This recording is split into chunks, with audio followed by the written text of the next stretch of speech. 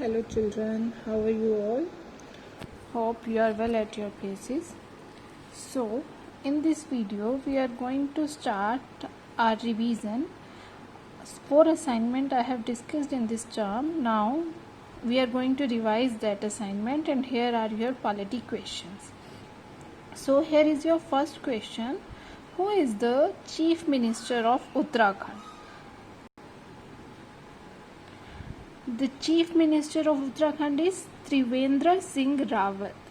Now, second question.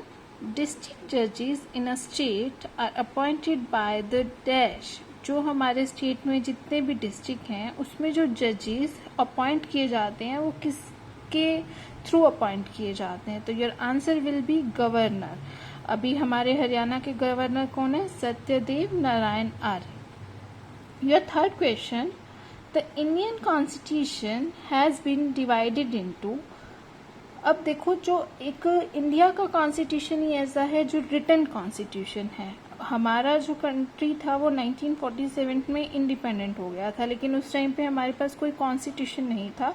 तो हमने जितने भी कंट्रीज के जो कॉन्स्टिट्यूशन थे उनमें से जो चीज़ हमारे नेशन में जो सूटेबल थी वो वहाँ से कलेक्ट की और हमने अपना एक कॉन्स्टिट्यूशन बनाया. उसमें हमारे टोटल 25 चैप्टर्स थे. उन चैप्टर्स के अंदर 470 आर्टिकल्स. फिर आर्टिकल्स को हमने शेड्यूल्स में डिवाइड किया, वो 12 शेड्यूल्स थे एंड 5 अपेंडिसेस. अब अपेंडिसेस क्या होती हैं?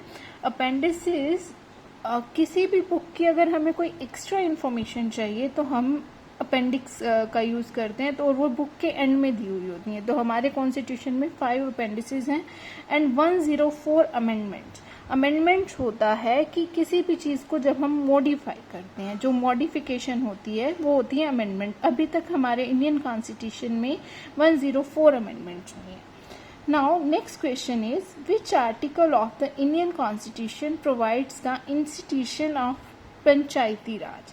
हमारे पंचायती राज के बारे में इंडियन कॉन्स्टिट्यूशन में कौन से आर्टिकल में बताया गया है? तो हमारा जो आर्टिकल 40 है उसमें पंचायती राज के बारे में next question is from which language has the term democracy have been derived. किस लैंग्वेज से डेमोक्रेसी वर्ड को डेराइव किया गया है? तो लैंग्वेज है Greek language. Now sixth question is the chairman of zonal counselling is जो जोनल काउंसिलिंग होती है उसका चेयरमैन कौन होता है? तो आंसर है सेंट्रल होम मिनिस्टर. अब सबसे पहले क्वेश्चन अराइज होता है कि जोनल काउंसिलिंग क्या होती है?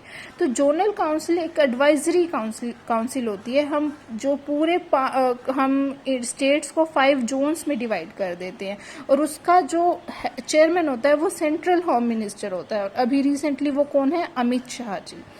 सेवेंथ क्वेश्चन है the estimate committee consist of dash members of Lok Sabha. अब एस्टीमेट कमेटी होती है कि हमारा जो जैसे कंट्री है, अब कंट्री में जितने भी एक्सपेंडिचर आता है या जो भी फंड्स आते हैं उसको 30 मेंबर्स, उसमें लोकसभा के कितने मेंबर्स होते हैं? 30 मेंबर्स होते हैं.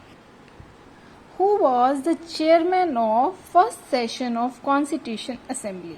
हमारी जो जब हमारा कॉन्स्टिट्यूशन बन गया उसकी जो पहली असेंबली हुई उस टाइम पे जो चेयरपर्सन थे, जो चेयरमैन थे वो कौन थे? डॉक्टर सच्चिदानंद सिन्हा. देखो, बनाया किसने था? डॉक्टर भीमराव अम्बेडकर ने. जो फर्स्ट प्रेसिडेंट थे वो डॉक्टर राजेंद्र प्रसाद थे, लेकिन जब फर्स्ट सेशन हुआ था हमारे कॉन्स्टिट्यूशन असेंबली का उस टाइम पे जो चेयरपर्सन थे डॉक्टर सच्चिदानंद सिन्हा थे. Next question is in which year the British accepted the demand of making the constitution assembly of India. अब जो हमने जो ब्रिटिश के जो हमारे ऊपर रूल कर रहे थे उन्होंने कौन से ईयर में कॉन्स्टिट्यूशन असेंबली बनाने की स्वीकृति दे दी थी? कब उन्होंने एक्सेप्ट कर लिया था? तो वो ईयर था 1940. The declaration of constitutional emergency has to be approved by the parliament within a period of dash months.